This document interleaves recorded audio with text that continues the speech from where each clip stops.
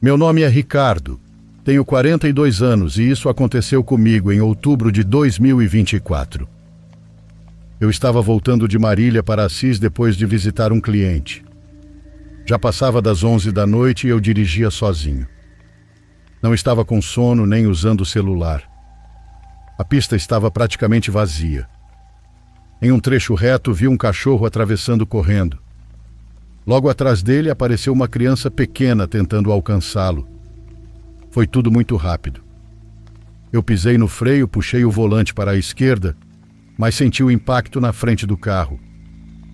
Foi forte o bastante para balançar meu corpo no banco e fazer um barulho seco embaixo do para-choque.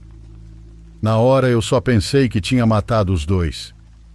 Parei no acostamento quase sem conseguir respirar e saí correndo com a lanterna do celular na mão. Comecei a procurar pela criança e pelo cachorro desesperado. Andei pelos dois lados da pista. Entrei no mato achando que eles tinham sido arremessados. Não encontrei absolutamente nada. Nenhum corpo. Nenhum cachorro. Nenhuma marca de sangue. Nada. Voltei até o carro convencido de que talvez eles tivessem conseguido sair antes do impacto. Mas isso não fazia sentido. Eu tinha sentido a pancada claramente. Ainda estava com as mãos tremendo por causa dela. Olhei à frente do carro esperando encontrar o para-choque quebrado, mas não tinha um risco sequer. Nem pelo preso na grade. Nem sujeira diferente. Até hoje eu não consigo explicar o que aconteceu naquela estrada. Só sei de uma coisa. O impacto foi real. O desespero foi real. E eu nunca mais consegui passar por aquele trecho durante a noite sem lembrar daquela criança correndo atrás do cachorro. Não sei se irão acreditar em mim, mas juro por tudo que isso realmente aconteceu e é bizarro.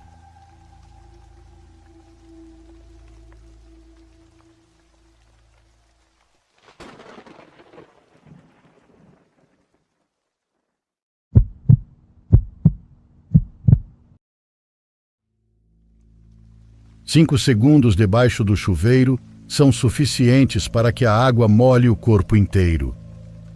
Eu ainda nem tinha lavado o cabelo quando a campainha tocou. Não podia ser nem minha mãe nem minha irmã. Devia ser algum vendedor ou aquele pessoal que passa aos domingos pregando de porta em porta. A campainha tocou de novo. 2. 3 vezes.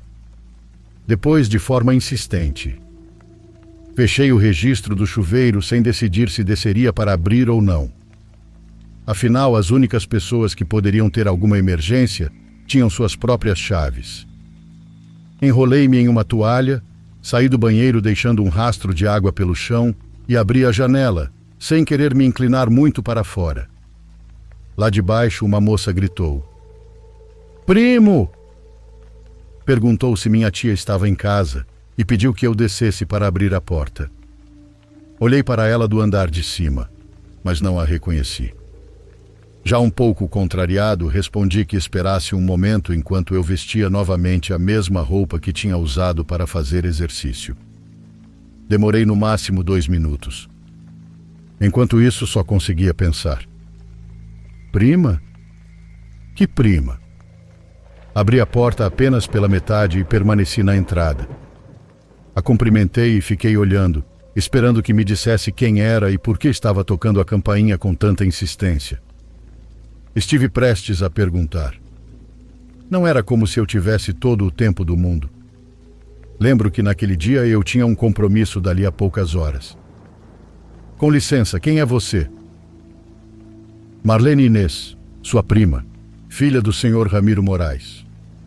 Ramiro, esse nome me era familiar. Moraes era o sobrenome da família da minha mãe. Ela explicou que morava havia cerca de 19 anos no Uruguai e que por isso, provavelmente eu não me lembrava dela. Disse que tinha vindo várias vezes quando era criança e que nós brincávamos lá nos fundos, no quintal onde o tio Júlio enterrou os gatos. Tio Júlio era meu pai. Ela conhecia meu pai. E a história dos gatos era verdade. Nós tínhamos 2 gatos e um dia os trouxeram mortos até a porta de casa depois que o cachorro grande do vizinho os atacou. Fazia tantos anos que eu já nem me lembrava disso. Além disso, naquela época eu nem usava óculos, disse ela, tentando me convencer. Sinceramente, eu não sabia o que fazer. Ela já tinha demonstrado que me conhecia, mas como poderia provar que eu conhecia ela? Continuei parado na entrada, enquanto ela já havia dado um passo à frente. Ela queria entrar. Queria que eu a deixasse entrar. Minha tia Heloísa ou Daniela estão em casa? Ela perguntou pela minha mãe e pela minha irmã. Entra, prima. Não me restou outra opção. Ela entrou. Não trazia nada consigo. Nem mala, nem bolsa. Absolutamente nada além dela mesma. Prima, me desculpe, mas preciso sair daqui a 1 hora. Você chegou bem na hora em que eu estava tomando banho. E nem minha mãe nem minha irmã vão voltar antes das 7. Mas posso te oferecer um copo d'água. Me diz onde você vai ficar hospedada para que mais tarde a gente vá te visitar. Fiquei esperando uma das duas respostas. Marlene não se mexia. Mantinha o olhar perdido no chão. Eu a observava, mas ela não fazia movimento algum. E o meu tio Ramiro? Comecei a fazer mais perguntas, tentando provocar alguma reação. Na verdade, o que eu queria era segurá-la pelos ombros e sacudi-la para que respondesse. Por um instante senti que estava falando com um retrato, com um boneco, ou com alguma coisa que jamais responderia de volta. De repente, como se tivesse despertado de um estado profundo de introspecção, voltou a reagir. Moveu os braços de um jeito muito estranho. Um copo d'água está bom, primo. Ela tirou os óculos. Foi então que vi seus olhos. Senti um arrepio descer dos ombros até a ponta dos dedos. Olhos tão azuis assim eram impossíveis de esquecer. E mesmo assim, eu não me lembrava deles. Queria desviar o olhar, mas ao mesmo tempo sentia vontade de observá-la melhor, de vê-la de perto. Os olhos pareciam de vidro. Nem sequer eram realistas. Eram assustadores, mas ela enxergava. Não eram próteses. Ela realmente via através daqueles olhos. Olhei para suas mãos. Estavam rígidas. Numa posição completamente antinatural. Desconfortável. Estavam tensas, como se expressassem uma dor que vinha de alguma parte do corpo. Ou melhor, como se não fossem feitas de carne e osso, mas de algum material duro. Fibra de vidro ou plástico. Eu não entendia o que estava vendo. Ela repetiu. Um copo d'água está bom. Dessa vez foi ela quem me tirou daquele transe. Foi ela quem me trouxe de volta à realidade. Acho que até deu um pequeno salto. Virei-me e fui para a cozinha. Essa mulher não é minha prima, pensei. Minhas mãos tremiam. Peguei um copo. Meu celular estava sobre a bancada da cozinha. A tela acendeu por causa de uma notificação. Peguei o aparelho, procurei o número da minha mãe nas chamadas recentes e liguei. Enquanto esperava ela atender, fui até a área de serviço e encostei as costas no tanque de pedra. Alô? Mãe, eu tenho uma prima chamada Marlene Inês. Minha mãe ficou em silêncio por cerca de 3 segundos. Depois respondeu. Tem, por quê? Desliguei naquele exato instante porque vi Marlene caminhando em direção à cozinha. Saí da área de serviço e olhei para ela, mas procurei evitar seus olhos. Eles me perturbavam. Também evitei olhar para suas mãos. O celular vibrava dentro do meu bolso. Com certeza era minha mãe. Ela devia estar irritada por eu ter desligado na cara dela. Desculpa, primo. Acabou a água. Senti um suor gelado percorrer meu corpo quando ouvi atrás de mim o galão do filtro fazer aquele som de sucção. Marlene olhou para o galão virado de cabeça para baixo. Ele ainda estava pela metade. Depois olhou para mim. Não moveu apenas os olhos, moveu a cabeça inteira. O celular parou de vibrar por um instante, mas logo voltou. Vou até a loja comprar uma garrafa. Estou morrendo de sede. Senti que precisava dizer alguma coisa. Precisava impedir que ela fosse. Dizer que, na verdade, ainda havia água e que eu tinha me confundido. Mas, ao mesmo tempo, talvez aquela fosse a oportunidade perfeita para dizer que nos veríamos mais tarde, porque eu já estava atrasado para o meu compromisso. E então não fiz nada. Não disse nada. Apenas a observei sair e fechar a porta atrás de si. Tirei o celular do bolso. 6 chamadas perdidas da minha mãe.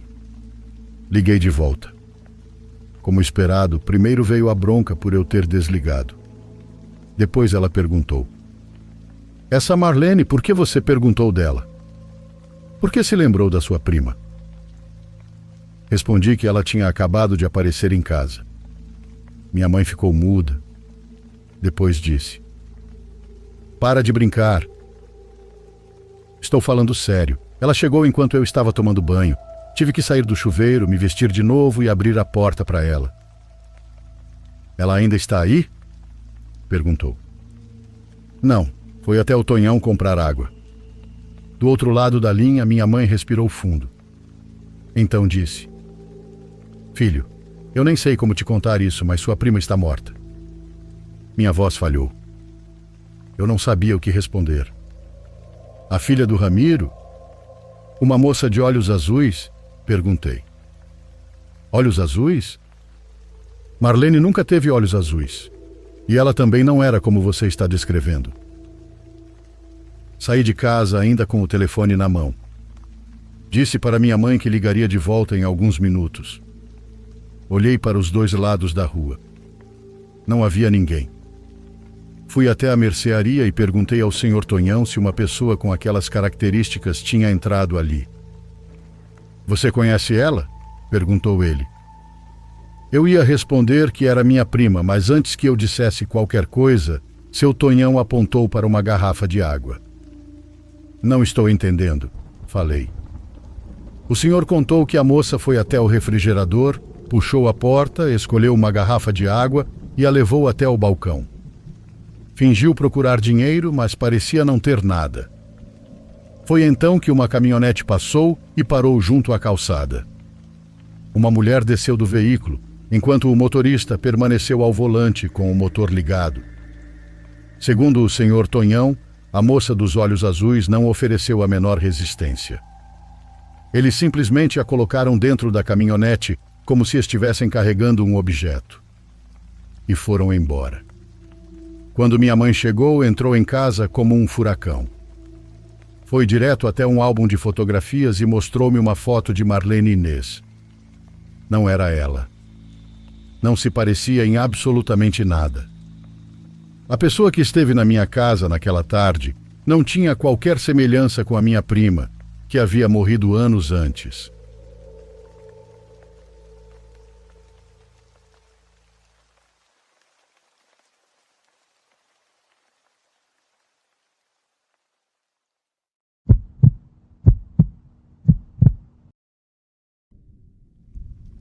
A vida tem sido bastante dura comigo nos últimos tempos.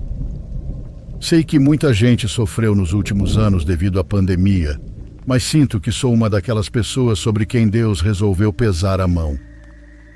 Pelo menos é assim que me sinto. Há um ano, de repente, meu irmão ficou doente. Depois, meu pai também adoeceu. De um momento para o outro, um após o outro, recebi a pior notícia. De repente me vi completamente sozinho, sem a família que sempre esteve ao meu lado. Sem saber como continuar administrando o negócio da família, que nós 3 havíamos construído e conduzido aos poucos. Embora não fossem minha família de sangue, desde os meus 6 anos de idade, eles foram a melhor família que alguém poderia desejar. E apesar de já ser adulto, voltei a me sentir exatamente como aquele menino de 6 anos antes de conhecê-los. Completamente sozinho. Meu pai era muito afastado do restante da família. Nunca tivemos contato com eles, e eu jamais imaginei que realmente me considerassem parte da família. No entanto, fiquei muito surpreso com a reação deles assim que souberam do que havia acontecido. Eles se aproximaram de mim, ofereceram ajuda, inclusive financeira, e mais importante que isso, me acolheram. Fizeram com que eu voltasse a sentir que pertencia a algum lugar. Inclusive me convidaram para passar as festas de dezembro na casa deles, para finalmente conhecer toda a família.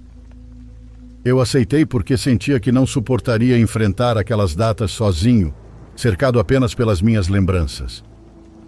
E foi justamente naquela casa que vivi a experiência que me leva a escrever este relato. Embora não tenha sido o primeiro acontecimento sobrenatural da minha vida, foi sem dúvida a experiência mais aterrorizante que já vivi. A casa deles era enorme, tão grande que acomodava 3 famílias completas. Assim que cheguei, disseram que para me dar mais privacidade, eu dormiria sozinho em um dos quartos. Era um quarto muito bem arrumado, embora não fosse exatamente do meu gosto. Todos os móveis estavam cobertos com mantas de crochê, havia inúmeras estatuetas espalhadas pelo ambiente, e a televisão era daquelas antigas, enormes, embutidas em um móvel que ficava apoiado diretamente no chão. Era tão velha que nem podia ser conectada à TV por assinatura e tampouco recebia sinal da televisão fechada. Inclusive, já me avisaram que ela nem funcionava. Para piorar, aquele quarto ficava no ponto mais distante do 2º andar e também do módem da internet. O sinal de Wi-Fi simplesmente não chegava até lá e o celular pegava sinal apenas de vez em quando. Ou seja, eu estava completamente desconectado do mundo. Mesmo assim, não tinha do que reclamar. Todos estavam sendo extremamente gentis comigo. Todos pareciam realmente querer que eu me sentisse parte da família. Meu pai era o 2º de 4 irmãos. Os outros 3 ainda moravam naquela casa com suas respectivas famílias. Todos pareciam se dar muito bem, apesar das pequenas desavenças típicas entre crianças, que às vezes acabavam crescendo um pouco mais do que deveriam. No meu 2º dia ali, uma discussão começou justamente por causa de uma dessas brigas infantis. Porém, pouco a pouco, os adultos passaram a tocar em assuntos muito mais sérios, bastante pessoais e até delicados. Comecei a me sentir desconfortável. Disse que iria dormir, mas eles responderam que não era necessário, que eu podia ficar ali, ouvir tudo e participar, porque era assim que a família funcionava. Conversavam sobre os problemas para resolvê-los. Mesmo assim, insisti, dizendo que estava com dor de cabeça. Se eu soubesse o que estava prestes a acontecer, teria permanecido naquela sala, suportando todo aquele constrangimento. Teria preferido ouvir aquela discussão familiar. Desde o primeiro instante tive absoluta certeza de que aquilo não era fruto da minha imaginação, porque tudo começou no exato momento em que entrei no quarto. Todo o 2º andar estava às escuras, e a parte onde ficava meu quarto também, apesar de existir uma grande janela por ali. Eu tinha deixado a luz acesa antes de descer, então imaginei que alguém a tivesse apagado. Quando abri a porta, tive a impressão de ver uma figura parada a alguns metros à minha frente dentro do quarto. No mesmo instante, ela correu e desapareceu na direção do canto do cômodo. A verdade é que naquele primeiro momento não senti medo. Fiquei surpreso, mas não assustado. Achei que algum dos meus primos estivesse tentando me pregar uma peça.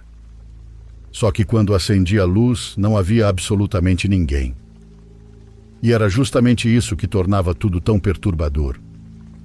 O quarto estava completamente vazio. Naquele instante senti um enorme desconforto. Pensei em sair dali e voltar para o 1º andar, onde todos ainda estavam reunidos, mas acabei me achando ridículo por estar assustado. Eu já havia sentido presenças estranhas outras vezes na vida. Já tinha passado por experiências inexplicáveis. Porém, naquele quarto, até aquele momento, eu não sentia nenhuma energia pesada, nenhuma vibração diferente e nenhum ambiente opressor. Só que no exato instante em que fechei a porta atrás de mim, eu senti. Foi como se alguém despejasse um balde de água congelante sobre minhas costas. Saí imediatamente do quarto. Caminhei até a escada e fiquei sentado ali por um tempo, completamente sozinho. Não tinha vontade de descer, mas definitivamente também não queria voltar para aquele quarto. Saí tão depressa que nem consegui pegar meu celular. Não faço ideia de quanto tempo fiquei ali. Em algum momento acabei cochilando. Fui acordado por um dos meus tios que me disse para ir dormir. Pensei em contar a ele o que havia visto, o que havia sentido, mas tive vergonha.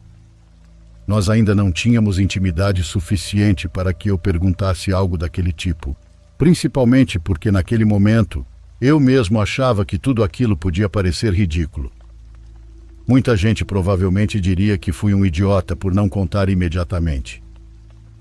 Mas garanto uma coisa: quando é você quem está vivendo a situação, não é nada fácil encontrar coragem para falar. Esperem até acontecer com vocês. Quando voltei ao quarto, já não sentia aquela presença. Isso me fez pensar que talvez tudo tivesse sido apenas uma crise de ansiedade. Troquei de roupa, coloquei meu pijama e liguei o ar-condicionado. Ele fazia um barulho muito irritante, mas o calor era de matar. Eu ainda não estava dormindo. Estava apenas de olhos fechados quando o aparelho desligou. Pensei que fosse normal, que ele tivesse atingido a temperatura programada, mas imediatamente aquele calor insuportável voltou. Levantei para abaixar a temperatura. Foi então que percebi que alguém havia desligado o ar. Ele não era digital como os modernos, era daqueles modelos antigos, enormes, em que você precisa girar um botão para ligar e escolher a temperatura. Apenas aumentei a potência e voltei para a cama. Poucos instantes depois ele desligou novamente. Meu reflexo foi levantar rapidamente para ver o que estava acontecendo. Foi então que na escuridão vi novamente a mesma figura que havia aparecido antes. Ela correu mais uma vez em direção ao canto do quarto. Eu gritei. Não consegui conter o grito. Logo em seguida, ouvi meus tios levantando no quarto ao lado e correndo para ver o que estava acontecendo. Entraram meu tio e sua esposa. Ela não parava de repetir para ele. Eu disse que não era uma boa ideia deixar ele naquele quarto. Ela repetia isso o tempo todo. Dizia que tinha sido um erro. Naquele instante, levei aquilo para o lado pessoal. Fiquei triste. Achei que ela simplesmente não me quisesse naquela casa, mas eu estava prestes a entender tudo. Prestes a descobrir coisas sobre minha família que eu jamais imaginei. Naquela noite disseram que eu poderia trocar de quarto com um dos meus primos, mas preferi dormir com ele. Eu não queria ficar sozinho, nem que fosse no quarto mais distante do primeiro andar.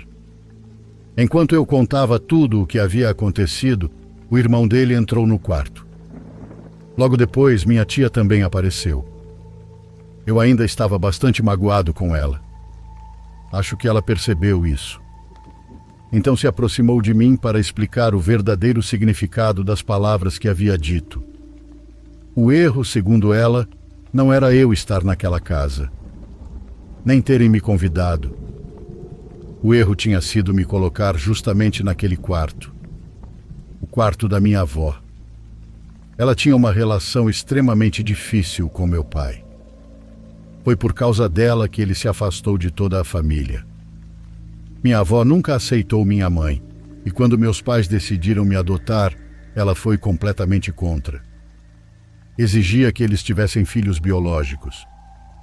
Disse que se levassem aquela ideia adiante, poderiam esquecê-la para sempre. Graças a Deus, meu pai não se deixou intimidar por aquela ameaça. Quando minha avó morreu, a família tentou entrar em contato com ele. Mas ele ainda estava profundamente magoado. Todos haviam o abandonado. O medo que sentiam da minha avó tinha sido mais forte do que a dor de perder um irmão. Durante anos, todos deixaram de falar com ele. Na prática, o expulsaram da família. Meus tios, porém, não acreditavam em nada sobrenatural. Achavam que seria uma bonita homenagem à memória do meu pai, que quando eu finalmente conhecesse aquela casa, dormisse justamente no quarto que havia pertencido à minha avó. Era uma forma de reparar o tempo perdido. Uma tentativa de compensar o fato de não terem estado ao lado dele nos últimos anos de sua vida. E também a razão pela qual só estavam me conhecendo agora. No entanto, minhas tias e meus primos têm uma visão completamente diferente. Eles acreditam, ou melhor, eles sabem, que mesmo depois de morta, a minha avó continua habitando aquela casa. Já a viram, já sentiram sua presença em diversos momentos, caminhando de um cômodo para outro. Essas histórias eu escreverei assim que tiver tempo. Embora, se o meu relato chegar ao programa de vocês, imagino que possam publicar todas de uma vez. A primeira pessoa a vê-la foi uma prima minha, a quem vou chamar de Maria. Evidentemente, esse não é seu nome verdadeiro, mas não quero expor sua privacidade.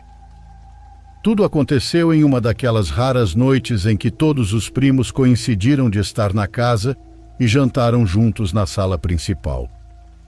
Quando digo sala principal, parece algo muito mais elegante do que realmente é. Preciso esclarecer que a casa é enorme, mas se vocês a vissem, perceberiam que não tem nada de luxuosa. Naquela noite, Maria tinha combinado de sair com um amigo.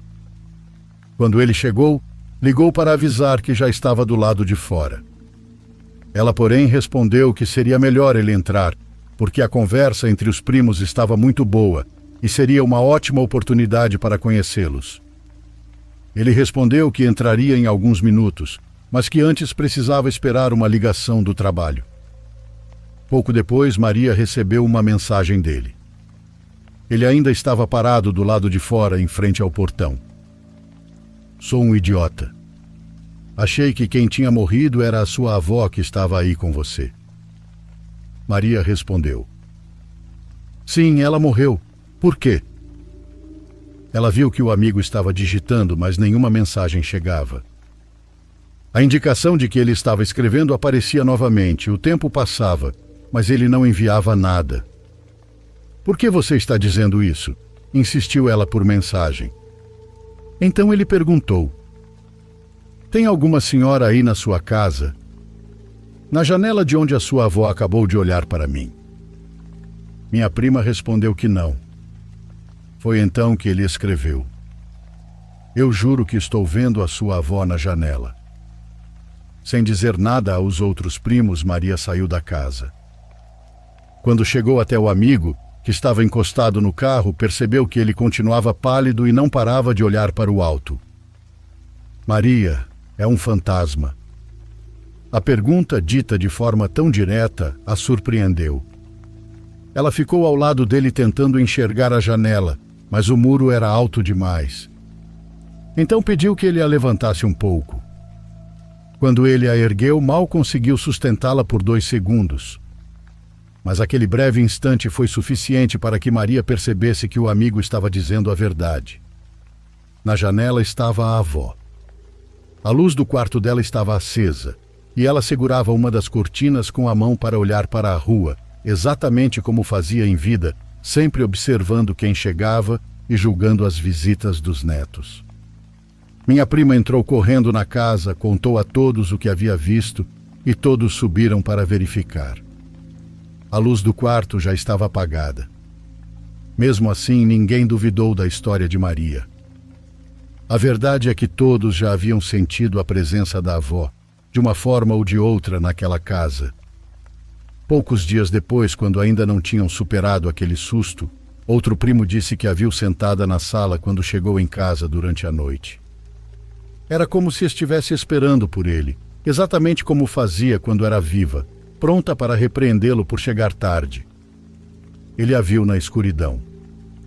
Não teve coragem de acender a luz, mas conseguiu distinguir claramente a silhueta. Ela estava sentada naquela poltroninha onde sempre costumava ficar. Os netos não tinham da avó a mesma imagem que seus filhos tinham. Ela parecia amar apenas os próprios filhos. Com os netos podia ser excepcionalmente cruel. Sabia exatamente onde atingir. Sabia fazer comentários que machucavam profundamente, mas seus filhos sempre relevavam, dizendo que eram apenas coisas de uma senhora idosa. Enquanto ela era viva, todos evitavam permanecer nas áreas comuns da casa. Depois de sua morte, porém, passaram a se sentir um pouco mais livres para aproveitar aquele lugar. Começaram a passar mais tempo no quintal e gostavam de ficar na sala principal. Principalmente meu primo José, que costumava passar horas lendo ali. Até que aconteceu algo com ele também. José era um dos mais céticos da família. Em uma dessas noites, enquanto lia na sala, ouviu alguém apagar a luz da cozinha. Logo depois apagaram a luz da sala de jantar. Ele sorriu ao lembrar de como sua avó detestava que deixassem luzes acesas sem necessidade. Pensou que algum dos primos estivesse repetindo aquele velho hábito dela. Em seguida, apagaram a luz do corredor, bem em frente à sala onde ele estava. José levantou os olhos e ficou olhando para a porta, encarando a escuridão. Tinha certeza de que alguém estava se aproximando. Então falou em voz alta: "Ei, eu estou usando essa luz." Do outro lado da porta houve apenas silêncio. Ele nem sequer ouviu passos, mas tinha absoluta certeza de que havia alguém ali. Baixou novamente os olhos para continuar a leitura. Então alguma coisa o fez levantar a cabeça outra vez. Segundo ele, naquele instante, viu uma figura deslizar pelo corredor, flutuando. O rosto era completamente escuro. A única coisa que refletia um pouco da luz da sala era uma camisola acinzentada. Mesmo sem conseguir ver seu rosto, ele sabia exatamente quem era. Quando contou a história aos primos, até brincou dizendo que pelo menos dessa vez ela não havia apagado a luz que ele estava usando. A última história, talvez a mais assustadora pelo que implica, aconteceu com Eva, namorada do meu primo José. Mais uma vez lembro que estou mudando todos os nomes. A avó odiava que os netos levassem amigos para casa. Levar namorado ou namorada era algo completamente impensável. Era proibido. Só de sugerirem essa possibilidade ela já ficava irritada por horas. Bastava alguém pedir permissão, mesmo sabendo que a resposta seria não. Mesmo depois de sua morte, ninguém havia tido coragem de levar o parceiro ou a parceira para aquela casa. O primeiro a fazer isso foi José. Ele contou que quando entrou na casa com Eva, viu uma de suas primas subindo as escadas. O estranho é que ela parecia estar sendo seguida por uma mulher mais velha. Se ele realmente tivesse conseguido vê-la por completo, teria certeza de que não havia nenhuma mulher daquela idade morando ali. Não mais. Os dois passaram algum tempo na sala de jantar, mas havia uma atmosfera tão estranha que mal conseguiam conversar. Então meu primo teve a péssima ideia de convidá-la para subir até o quarto. Quando estavam na metade da escada, Eva gritou. Diante dos olhos dele, alguma coisa prendeu no cabelo dela. Não havia absolutamente nada ali que pudesse ter causado aquilo. Eva disse que sentiu claramente um forte puxão, como se alguém tivesse agarrado seus cabelos. Ela desceu as escadas furiosa, acusando meu primo. José jurava que não tinha sido ele. No fim, ela acreditou. Mas não disse mais nada, apenas olhou fixamente para a escada, despediu-se e pediu por favor que ele não a acompanhasse até a saída. Minutos depois enviou uma mensagem. Disse que acreditava nele porque havia visto na escada apenas a sombra curvada de uma senhora idosa, como se estivesse espiando. Era somente a sombra. Ela não conseguiu enxergar quem a projetava. É claro que nunca mais aceitou voltar àquela casa. Pouco tempo depois, inclusive, o relacionamento dos dois terminou. Enquanto meus parentes me contavam todas essas histórias naquela noite, não paravam de surgir ruídos do lado de fora do quarto. Ruídos que em qualquer outra ocasião eu teria ignorado. ou que teriam parecido completamente normais. Mas naquele momento comecei a entender. Parecia que aqueles sons estavam tentando me mandar um recado. Tudo o que havia acontecido fazia sentido. E embora eles me considerassem parte da família, havia alguém naquela casa que claramente não gostava da minha presença. Eu realmente quero manter meu relacionamento com a minha família. Devo muito a eles em muitos aspectos. Porém, acho que nunca mais vou conseguir aceitar um convite para voltar àquela casa. A casa da minha avó. Embora, sinceramente, eu já nem saiba se ficar longe dela significa estar seguro. Desde que voltei para casa depois do Natal, as luzes daqui começaram a se apagar sozinhas, de repente, durante a noite. Obrigado por ouvirem meu relato.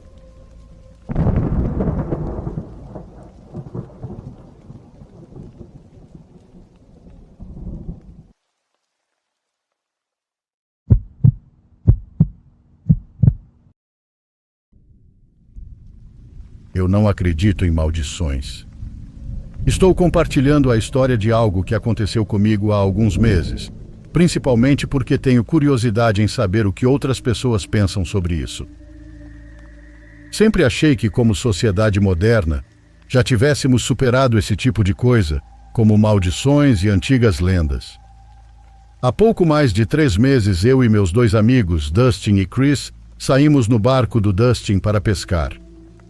Sempre que os 3 conseguem folga no mesmo dia, aproveitamos a oportunidade para sair juntos. Costumávamos deixar a casa do Dustin ao amanhecer e passar praticamente toda a manhã pescando. Naquele dia não foi diferente. Cerca de 30 minutos depois de começarmos o passeio, ouvi o Dustin resmungando baixinho.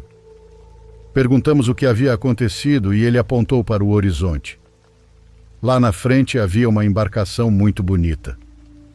Eu não entendo praticamente nada de barcos, apesar de pescar sempre que posso. Chris e eu vimos apenas um barco ao longe, nada além disso. Mas o Dustin percebeu um detalhe conforme nos aproximávamos. No começo era quase imperceptível, mas quanto mais perto chegávamos, mais evidente ficava. O barco tinha uma bandeira laranja hasteada. Nela havia 2 símbolos pretos. Na época eu não fazia ideia do que aquilo significava, mas o Dustin nos explicou que aquela era uma bandeira VDS, sigla para Visual Distress Signal, ou seja, um sinal visual de socorro. Normalmente jamais nos aproximaríamos de outra embarcação daquela forma, ainda mais em um corpo d'água tão imenso.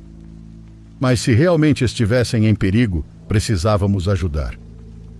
Quando chegamos mais perto, Dustin reduziu a velocidade. Ele gritou perguntando se estava tudo bem, mas ninguém respondeu. Enquanto ele mantinha o controle do barco, tentei observar melhor a outra embarcação para ver se encontrava alguém. Da posição em que eu estava, não conseguia enxergar ninguém. O barco era enorme.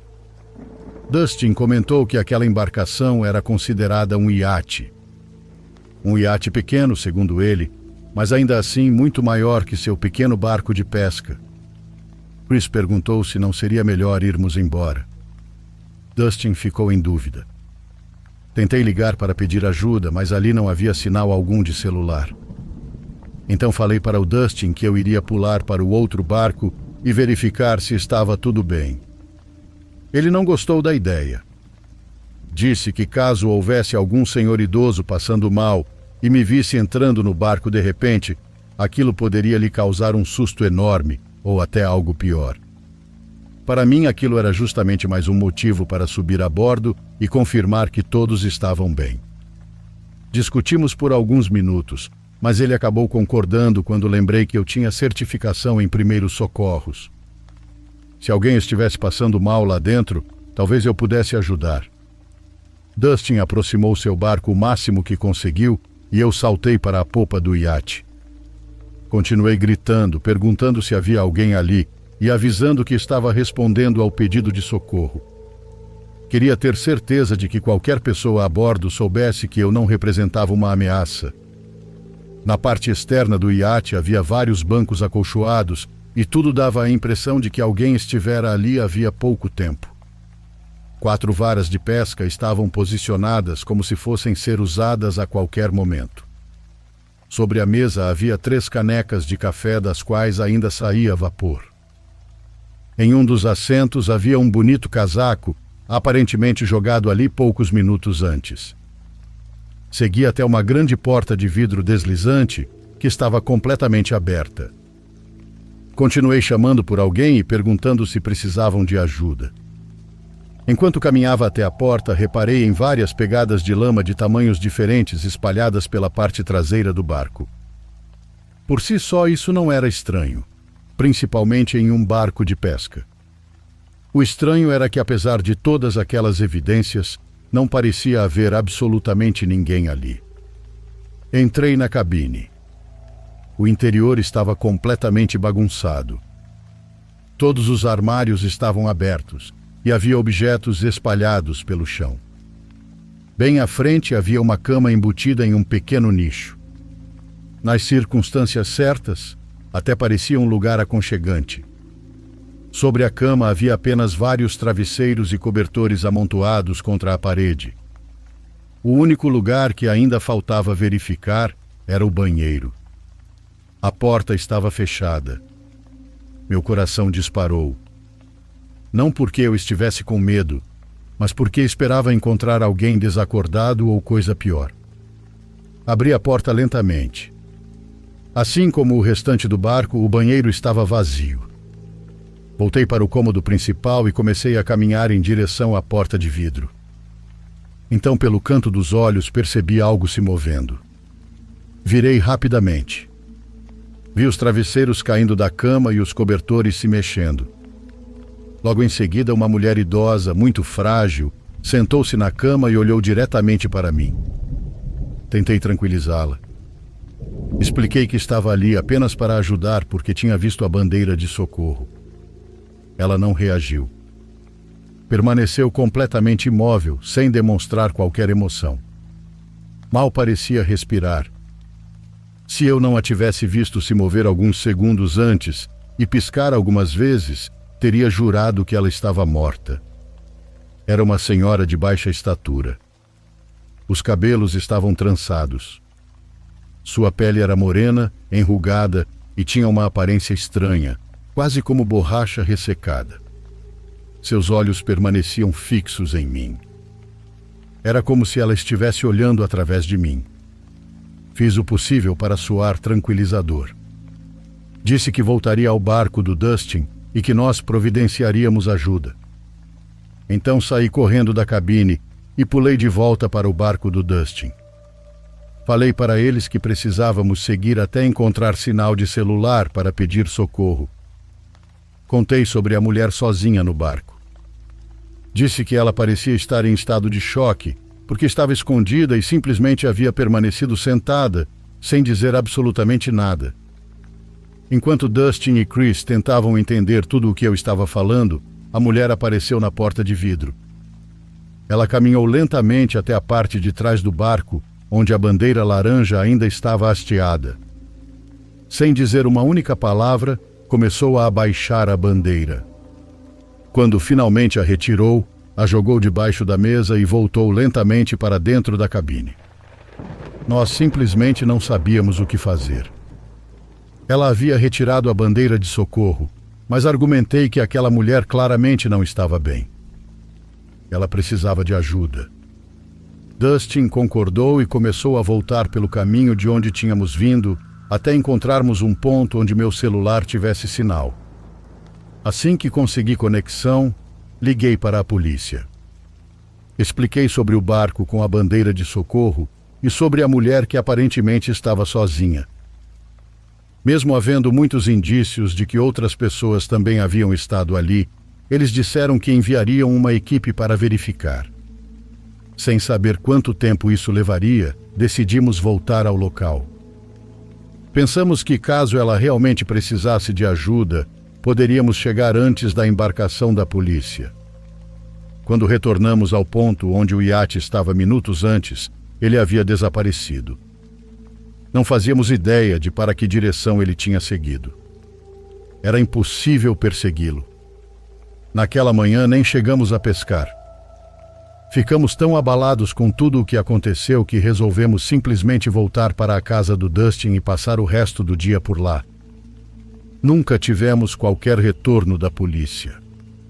Não faço ideia se eles realmente investigaram o caso ou se simplesmente ignoraram a ocorrência porque o barco já não estava mais no local quando chegaram. Mas alguma coisa aconteceu naquela manhã. Sempre que junto todas as peças desse quebra-cabeça, a conclusão me deixa apavorado. Aquela mulher nos atraiu usando uma bandeira de socorro, e assim que subi a bordo, ela retirou a bandeira e não pronunciou uma única palavra. Até hoje não consigo entender por que ela estava escondida.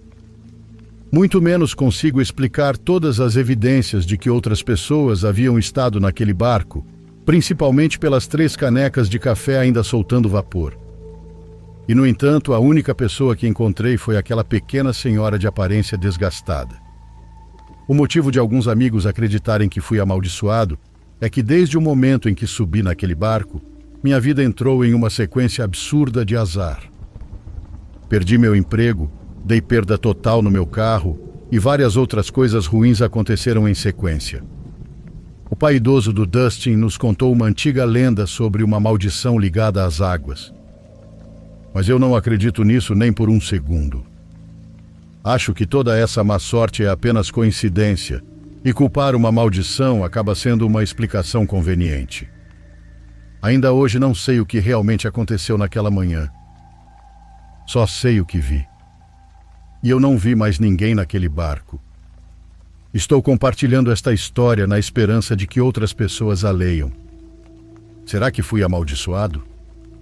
Será que aquela mulher havia cometido algum crime terrível antes de eu aparecer? Ou será que tudo não passou de uma coincidência completamente insana?